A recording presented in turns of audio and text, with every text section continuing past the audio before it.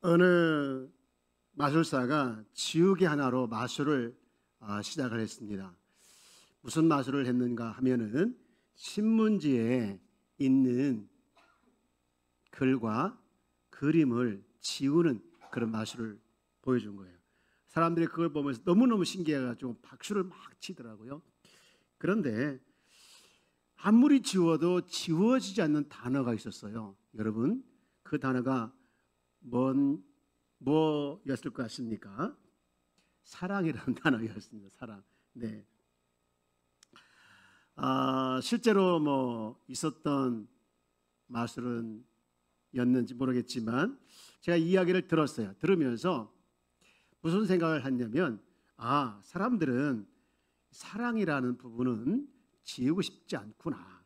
그리고 또 이 사랑을 영원히 간직하고 싶은 것이 사람들의 마음이구나. 그런 생각을 제가 잠깐 했습니다. 여러분, 사랑은 유한합니까?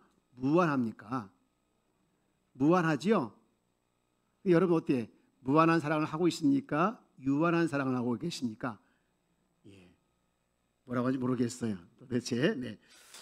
네, 여러분 한번 세상에 사랑이 없다고 한번 생각해 보십시오. 어떨까요? 온통 싸움, 시기, 질투, 전쟁. 정말 세상은 그야말로 살기 힘든 곳일 것 같습니다. 그래도 사랑이 있기 때문에 살만하다. 이것이 사랑이죠. 또 집에도 마찬가지일 것 같아요. 집에도 사랑이 없으면 부부간에 또 부모 자식 간에 자식들끼리 사랑이 없으면 얼마나 고통스럽겠습니까? 또 교회도 마찬가지죠. 여러분, 사랑이 만약에 교회에 없다면 오고 싶을까요? 오고 싶지 않겠죠. 학교도 마찬가지고 사람들의 관계도 마찬가지고 사랑이 없다고 하면 정말 힘들 것 같습니다. 그런데 여러분, 사랑이라는 부분은 무한하고 싶지만 유한할 때도 있더라고요. 어느 할머니가 이혼 소송을 냈어요. 그래서 판사가 70 넘은 그 할머니가 이혼 소송을 내고 깜짝 놀라서 할머니한테 판사가 물었습니다. 할머니, 왜 이혼 소송을 하려고요? 취소하시고 그냥 사시면 안 됩니까? 그랬더니 절대로 안 된다고. 나는 이혼해야 된다고. 그래요? 그러면 언제 이혼을 결정했습니까?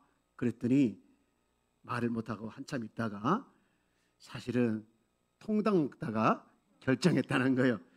왜? 통닭을 시키면 여러분 뭐가 따라오지요? 치킨. 아니, 치킨을 시키면 따라오는 게 뭐가 있습니까? 무가 있잖아요. 무. 그죠? 그 무 안에 뭐가 담겨져 있죠? 물이 있잖아요. 물. 할아버지가 자기한테 이 치킨 무를 주면서 물 좀 버리고라고. 그래서 그냥 아무 생각 없이 물 버리러 갔대요. 근데 갔다 온 그 사이에 어떤 일이 벌어졌을까요? 닭다리를 2개 다 먹은 거예요. 그래가지고 너무 화가 나서 아니, 내가 닭다리 얼마나 좋아하는 줄 아느냐고, 왜 하나 먹지 2개 먹냐고. 그랬더니 할아버지가 뻔뻔스럽게 그럼 하나 더 시켜, 하나 더 시켜, 그러더라는 거예요. 거기서 빈정이 사가지고 안 되겠다, 이혼을 결심하겠다, 이랬다는 거예요. 이야기를 들은 판사도 그리고 방청석에 앉은 많은 분들도 깔깔대며 웃으면서 있을 그때 할머니가 설마 제가 닭 한 마리, 그 닭다리 하나 못 먹어서 제가 이혼을 결심했을까요? 그건 아니고요. 40년 동안 살면서 매번 제가 그런 대접을 받으며 살아왔습니다. 이제는 더 이상 살 용기가 없어요. 그래서 제가 이혼을 결정했다라는 얘기예요. 그러니까 갑자기 숙연해지더라는 거예요. 여러분, 이렇게 사랑은 무한을 원하지만 유한적일 때가 많이 있습니다. 사랑은 늘 꿈꾸는 대로 안 되고 때로는 사랑 때문에 행복하기도 하지만 또 사랑 때문에 불행하기도 하고 사랑 때문에 오히려 상처를 받고 분노하고 또 원수가 되기도 하고 심지어는 갈라서기까지 하더라고요. 근데 예수님 우리에게 이런 명령을 하셨어요. 오늘 본문 34절 말씀입니다. 뭐라고 명령했을까요? 이렇게 명령했죠. 다 같이 한번 읽어볼까요? 시작. 새 계명을 너에게 주노니 서로 사랑하라. 내가 너희를 사랑한 같이 너희도 서로 사랑하라. 계명 자체가 명령이잖아요. 근데 사랑도 명령이더라고요. 근데 두 번씩이나 명령합니다. 서로 사랑하라. 또 너 서로 사랑하라. 여러분, 사랑이라는 것이 명령을 받아서 됩니까? 여러분, 사랑이라고 하는 것은 감정이 있어야 합니다. 감정, 좋아하는 감정, 사랑하고 싶은 감정이 있지 않고 사랑한다, 이거 힘들어요. 여러분, 요즘 보면 사람들이 사랑의 감정이 식어져서 살아가는 사람이 많더라고요. 살아가는 사람도 많더라고요. 아무런 기대도 설렘도 없이 마치 소 닭 보듯이, 닭 소 보듯이 그렇게 그냥 무감각하고 무덤덤하게 산다면 이게 사랑일까 싶어요. 세월이 지나도 여러분 안에 이런 감정이, 사랑에 대한 감정이 식어지지 않기를 주의로 축복합니다. 혹시 식어졌다면 다시 회복되어지기를 진심으로 축복합니다. 그렇게 사랑이라는 것이 감정이 있어야 되고 또 뭐가 있어야 됩니까? 의지가 있어야 되잖아요. 의지. 사랑해야겠다는 의지. 미흡지만 때로는 남보다 못한 원수 같지만 그래도 어쩌나 내 사람이고 내 편이고 내 가족이니까 사랑해야겠다. 그렇게 한번 의지를 하는 것, 이것이 또 사랑을 할 수 있는 계기가 되어지죠. 여러분, 내가 이 명령에 한번 순종해봐야겠다. 주님께서 명령하신 이 명령에 내가 한번 순종해봐야겠다. 이런 의지도 있어야 되겠죠. 이처럼 사랑이라는 것은 감정도 의도 필요하셔서 하는 걸 아시고 주님은 무조건 우리에게 너희들 사랑해야 된다라고 말씀하지 않고 우리에게 하나의 모델을 주셨더라고요. 여러분 33절, 34절 다시 한번 우리 한번 보면서 어떤 모델이 있는지 한번 찾아볼까요? 시작. 새 계명을 너에게 주노니 서로 사랑하라. 내가 너희를 사랑한 같이 너희도 서로 사랑하라. 여러분, 뭐가 모델이 있습니까? 내가 너희를 사랑한 같이. 예, 사랑한 같이. 즉 하나님이 예수님을 보내주셔서 예수님을 사랑한 같이 너희도 사랑하라 라는 말씀을 하신 거예요. 여러분, 근데 이 말씀을 들으면서 어때? 해볼 수 있는 용기가 생깁니까? 아니면 더 심으로 다가옵니까? 여러분, 감히 우리가 어떻게 예수님의 사랑을 닮아서 예수님 사랑을 우리가 해볼 수 있겠습니까? 어떻게 보면 해보겠다는 용기보다는 어떻게 보면 더 짐으로 다가올 수도 있습니다. 근데 오늘 말씀을 한번 보면 왜 이 말씀을 했는지 이유를 알게 돼요. 오늘 본문은 요한복음 몇 장에 나와 있는 내용이죠? 13장이죠. 13장인데 이게 이제 결론 부분이에요. 그런데 13장 1절부터 모델을 하나 얘기했어요. 하나 보여줬어요. 그게 뭐냐? 13장 1절부터 10절까지 예수님이 사랑은 이렇게 하는 거야 라는 것을 보여줬는데 그게 뭐냐? 바로 예수님이 제자들의 발을 씻겨준 내용이에요. 여러분, 예수님께서 제자들을 발을 씻겨주면서 어떻게 사랑을 하셨는지 한번 볼까요? 자, 우선 예수님의 사랑을 보면 첫 번째, 예수님은요 유통기한이 없더라고요. 유한하지 않고 무한하시더라고요. 여러분 보실래요?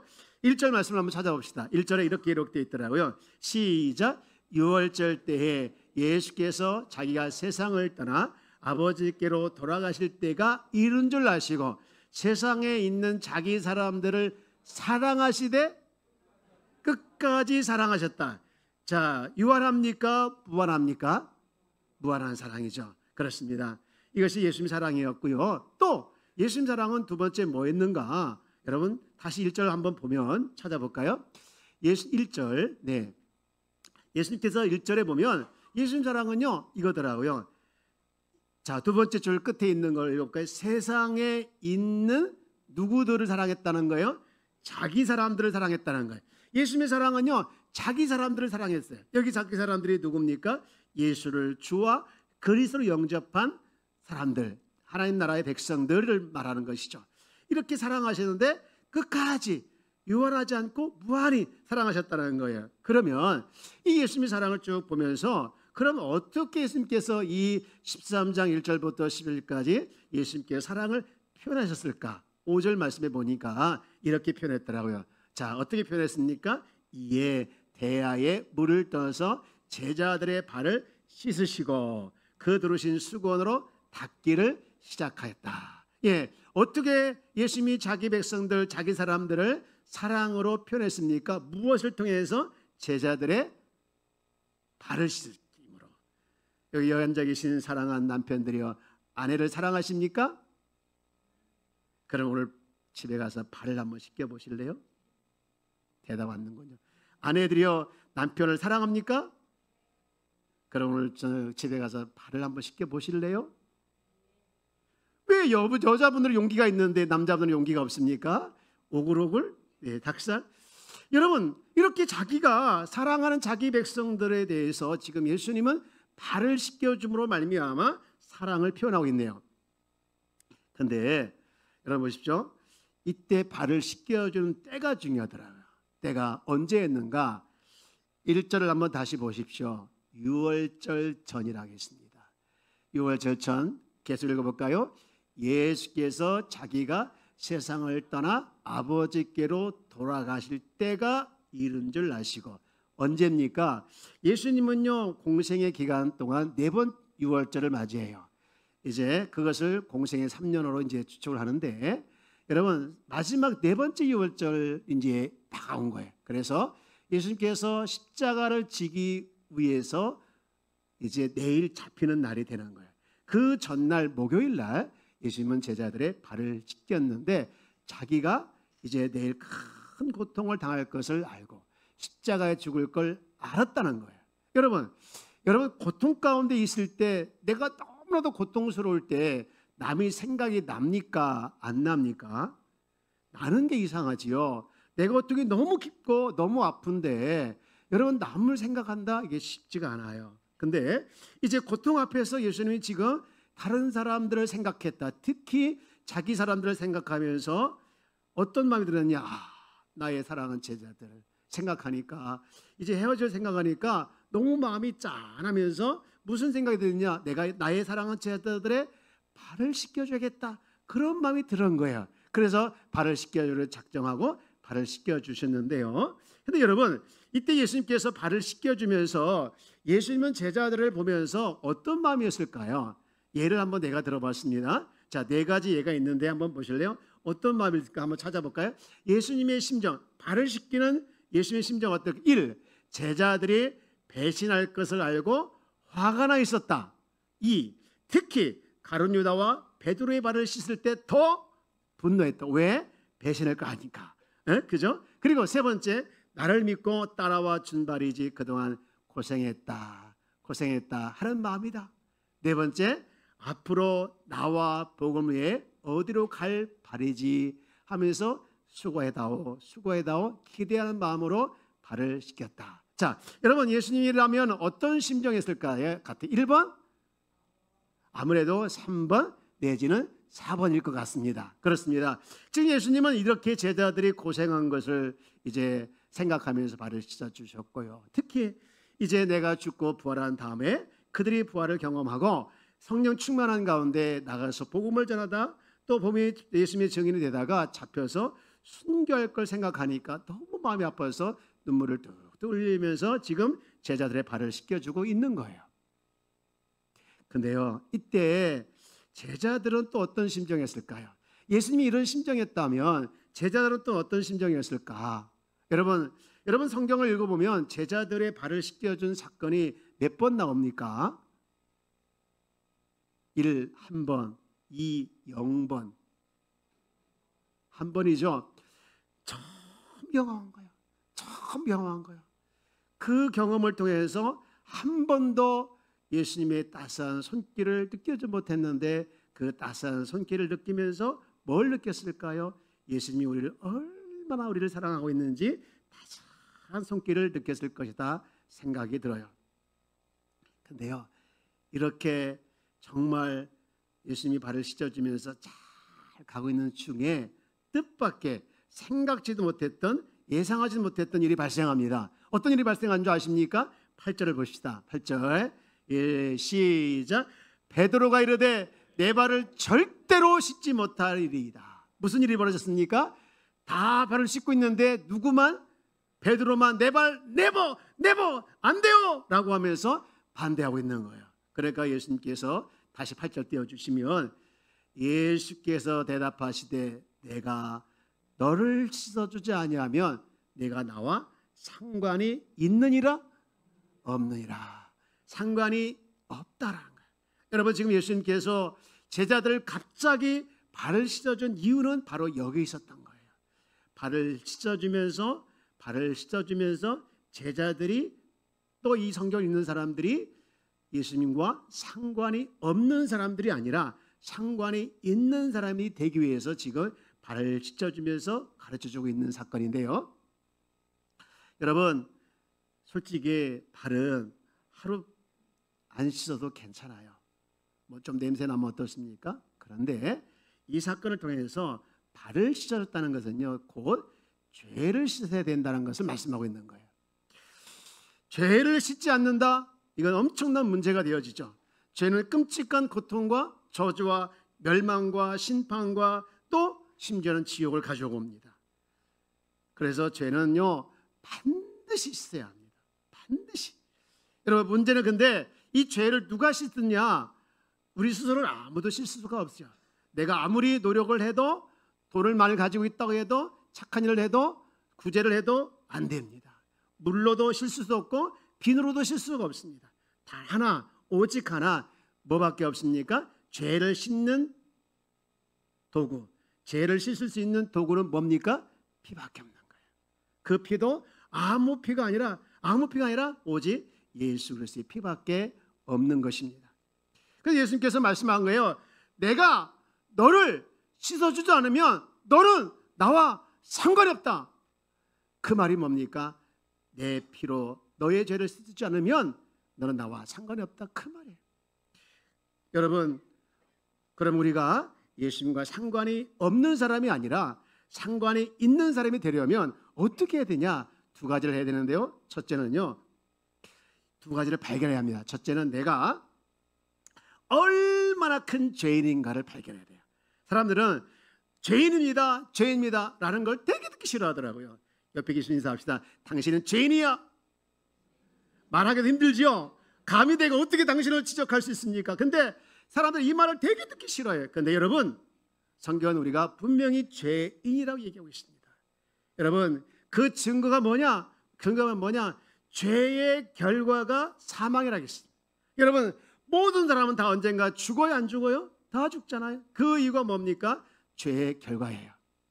여러분, 그래서 우리는 나는 죄인이다, 우리는 얼마나 큰 죄인이다, 이걸 우리가 발견하고요. 그런가 하면 두 번째로, 큰 죄를 위해 예수님께서 십자가에 피 흘려 죽으신 분이 바로 예수님인데 그분이 나의 구주이다, 주님이다, 이것을 발견해야 된다는 거예요. 여러분, 큰 죄인인 걸 발견하고 구주 주님이시다는 걸 발견할 때, 여러분, 발견하는 것이 너무나 중요합니다. 여러분 혹시 인류 역사에서 마취제를 발견한 사람이 누군지 아십니까? 마취제. 이 사람이 누구냐면요, 제임스 심프스라는 사람이에요. 1847년에 발견했는데요. 혹시 누군가 궁금할까 봐 제가 사진을 준비했어요. 이 사람이에요. 이분이 마취제 이름 클로로포름이라는 마취제를 발견해서 인류 역사에 엄청난 변화를 준 사람이죠. 여러분, 마취제 없이 수술한다. 여기 앉아 계신 분들 한두 번쯤 작은 시술이라도 해본 적이 경험이 다 웬만큼 있을 거예요. 근데 혹시 여러분 마취하지 않고 수술한다? 상상할 수 없는 얘기죠. 수술에도 엄청난 고통이 있어, 막 진통제 맞고 뭐 맞고 한참 동안 고통스러워 하잖아요. 근데 수술 전에 마취 없이 수술한다? 마취 없이 배를 갈라야 하고, 마취 없이 다리를 절개해야 되고, 마취 없이 뭘 해야 된다. 엄청난 고통을 동반할 수밖에 없을 것 같아요. 해야 된다면. 그래서 의사들이요, 이 환자들을 수술할 때 마취제가 발견되지 않은 당시에 어떻게 하면 환자들의 고통을 줄여들까 고민하다가 어떤 의사는 환자에게 술을 먹이기도 하고요. 어떤 의사는요, 환자에게 이제 체면술사를 사용해서 이렇게 잠들게 하고요. 또 어떤 의사는요, 경동맥을 압박해서 실신하게 하고, 심지어는요, 이 둔기를 때려서 의식을 잃어버리게 해서, 그렇게 해서 이제 어처구니 없는 방법으로 수술을 해야만 했대요. 그래서 사람들이 그게 너무나 두려워서 도망가기도 하고 또 심지어는요 수술하기 전에 쇼크사로 죽기도 하고요. 또 심지어는요 차라리 내가 죽겠다, 그 수술 안 받고 죽겠다고 자살하는 사람도 있대요. 이렇게 마취제가 엄청난 이 역할을 해야만 했던 그 시대에 마취제 발견, 이거는 엄청난 발견이잖아요. 그래서 이 사람이요 1853년 영국의 빅토리아 황후가 왕자를 생산할 때, 왕자를 이렇게 분만할 때 이 마취제를 사용했어요. 근데 성공했어요. 5년 뒤에. 그래서 정식적으로 이 이제 마취제가 마취법이 공인됐다고 합니다.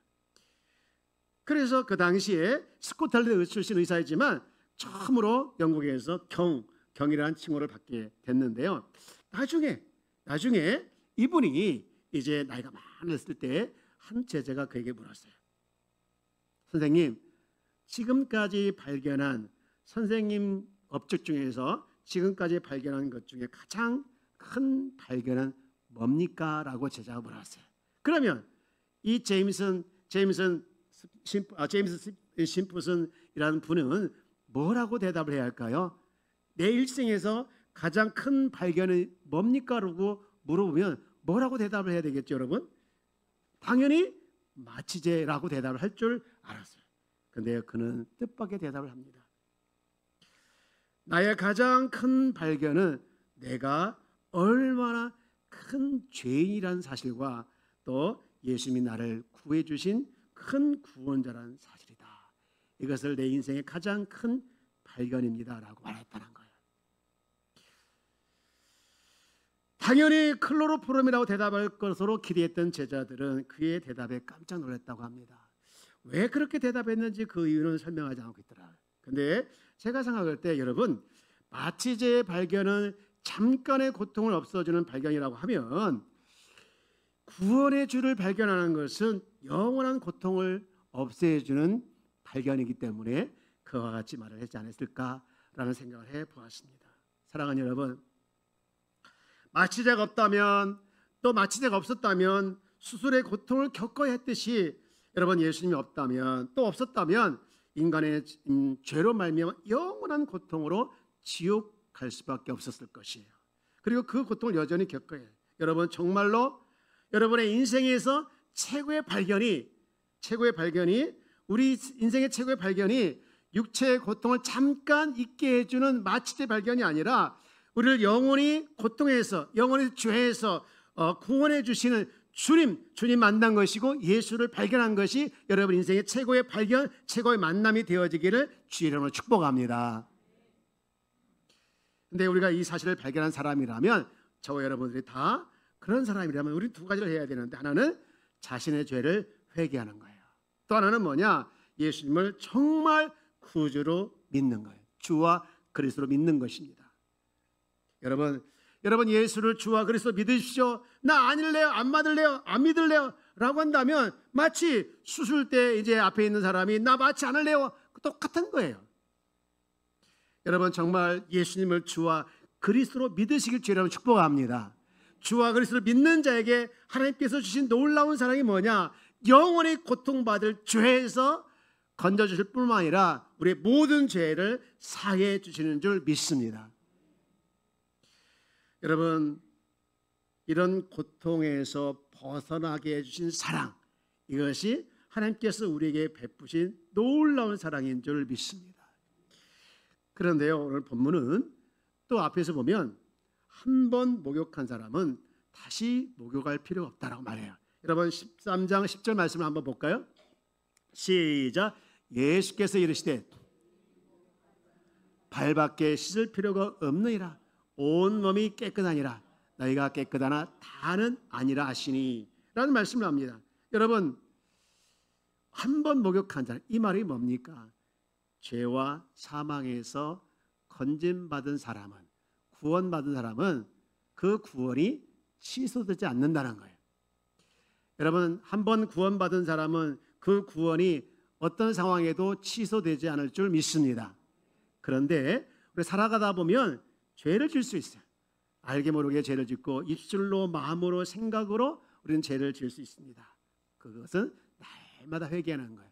여기서 목욕이라고 하는 것은 한 번 구원받은 것이 또 구원해서 할 필요 없다는 얘기죠.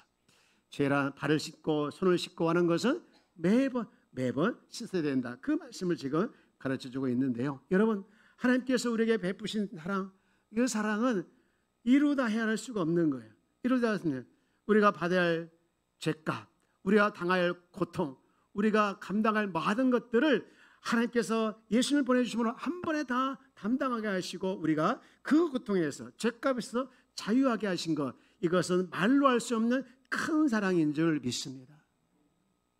그런데 문제는요, 우리가 과연 그런 사랑을 할 수 있냐 말이죠. 옆에 계신 분 물어봅시다. 그 사랑 할 수 있어요? 물어보세요. 아니, 이렇게 봅시다. 다른 사람 빚 갚아줄 수 있어요? 물어보세요. 아이고 무슨 얘기야. 내가 내 빚도 지금 못 갚아서 헉헉거리고 있는데, 여러분 살아가면서 사실 남의 것을 챙긴다가 쉽지가 않습니다. 남을 위해서 뭔가 희생하고 남을 위해서 봉사하고 남을 위해서 뭔가 준다, 이거 쉽지 않아요. 그러나 혹시 그럴 수 있지만 그럴 때 반드시 뭔가가 있어요. 조건이 있거나 뭔가 있습니다. 여러분, 예수님은 아무 조건 없이 아무 대가 없이 손해를 100% 보면서 우리에게 주신 사랑이 하나님 사랑이고 예수님 사랑인 줄 믿습니다. 근데 과연 우리가 그런 사랑을 할 수 있냐 이 말이죠. 할 수 있냐 말이죠. 100이면 100 다 못한다고 할 수 있어요. 그런데 왜 예수님께서 세 계명을 너희에게 주노니 내가 너희를 사랑한 같이 너희도 사랑을 하셨을까? 서로 사랑하셨을까? 가능하지 않은 일을 왜 우리에게 명령하셨을까? 여러분, 그런데 그게 가능하지 않는 것이 아니라 가능하더라고요. 제가 목요일 날 이제 교회에서 일을 보고 집에를 가는데 저기 동양장 사거리쯤 갈 때 순간 문득 개척을 하고 지금까지 교회 스토리, 교회 은혜, 교회 모든 것이 한 번에 편리좀 싹 지나가는 거예요. 지나가는 거예요. 그러면서 하나님께서 주시는 나의 마음 뭐냐? 네가 한 거 아니야. 내가 한 거야. 네가 잘하셨다. 그렇더라고요. 하나님께서 나를 사랑해서 돕는 자를 보내주시고 함께 웃고 함께 우는 많은 주의 백성들과 함께 여기까지 오게 해주셨더라고요. 그 사랑이 내가 실제로 막 다가오니까요, 조금 거짓말 보태서 너무너무 눈물이 나서 운전할 수 없을 정도였습니다. 그때 제가 느낀 게 뭐냐? 주님께서 이 요한복음 13장 34절에 세 계명을 너희에게 주노니 내가 너희를 사랑한 같이 서로 사랑하는 이 말씀을 우리가 할 수 있는 길이 있구나. 그것은 뭐냐? 내가 주님의 사랑에 푹 잠기면 되는구나. 그거였습니다. 여러분, 주님의 사랑에 푹 잠길 때 비로소 주님이 내 사랑에 머물게 되어 그 사랑을 흘려보낼 수 있게 되는 것을 제가 그때 깨달았어요. 여러분, 여기에 컵이 하나 있습니다. 이 컵 안에 뭐가 있을까요? 어떻게 알아요? 여러분, 이 컵 안에 물만 있을까요? 또 뭐가 있을 것 같습니까? 이 컵 안에는요, 물도 있지만 공기도 있습니다. 근데요, 제가 이 컵 안에 있는 공기를 빼려면 어떻게 해야 될까요? 손으로 퍼낼 수 있을까요? 안 되죠. 방법은 두 가지더라고요. 하나는 이 컵 안에 물을 딱 채우면 돼요. 그럼 공기 다 나가죠? 또 하나가 뭐냐? 이 컵 자체를 물속에다 팍 담그면 되는 거예요. 그렇죠? 그러면 이 안에 있는 공기가 다 나가게 되는 줄 믿습니다. 여러분, 우리가 어떻게 내가 너희를 사랑한 것 같이 너희도 서로 사랑하라, 이 말씀 우리가 살아갈 수 있는가, 행하며 살아갈 수 있는가 하나더라고요. 주님의 사랑에 푹 잠기는 거예요. 여러분, 주님의 사랑에 푹 잠기길 주의 이름으로 축복합니다. 주님의 사랑에 푹 잠기는 게 뭡니까? 나를 위해서 죽으신 십자가를 생각하고 그 십자가를 내가 느끼며 그 십자가와 함께 가는 거예요.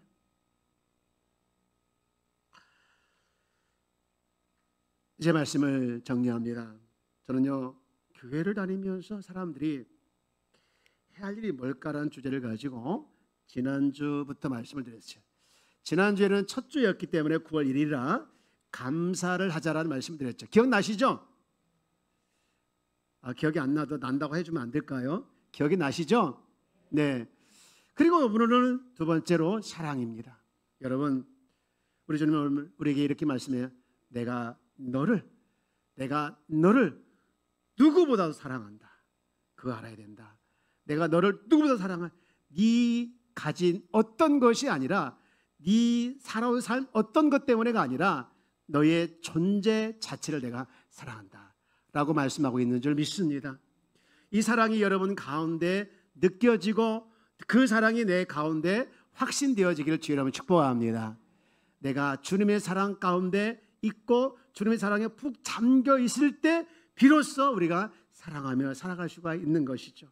여러분, 세상은 사랑이 없다고 난립니다. 그래서 돈으로 사랑을 살려고 하고요, 또 심지어는요 나만 사랑해달라고 얘기합니다. 이것은 말세의 특징이라고 얘기하고 있죠. 여러분, 우리가 이때 어떻게 사랑할 수 있는가? 주님의 사랑에 푹 잠기기를 주의 이름으로 축복합니다. 십자가를 바라볼 때마다 나를 위해 죽으신 저 십자가, 나를 위한 사랑, 그 사랑을 생각하게 되어지고 그 십자가의 전달자가 되어지는 것, 이것이 주님의 사랑을 드러내고 사랑하며 살아가는 길인 줄 믿습니다. 마지막으로 오늘 읽었던 본문 우리 34절 35절 한 절 더 읽고 말씀 마치도록 하겠습니다. 시작. 새 계명을 너에게 주노니 서로 사랑하라. 내가 너희를 사랑한 같이 너희도 서로 사랑하라. 너희가 서로 사랑하면 이로써 모든 사람이 너희가 내 제자인 줄 알리라. 사람은요, 세상 사람들은요 우리가 믿는 자인지 아닌지를 알 수 있는 길이 있더라고요. 여러분, 사랑이더라고요. 사랑. 세상은요 온통 피부 관리에 돈을 투자하더라고요. 여러분, 우리는요 피부 관리가 아니라 얼굴 관리하길 바랍니다. 옆에 계신 분 합시다. 얼굴 관리합시다. 어떤 얼굴 되어야 합니까? 사랑하는 얼굴을 되어지기를 축복합니다.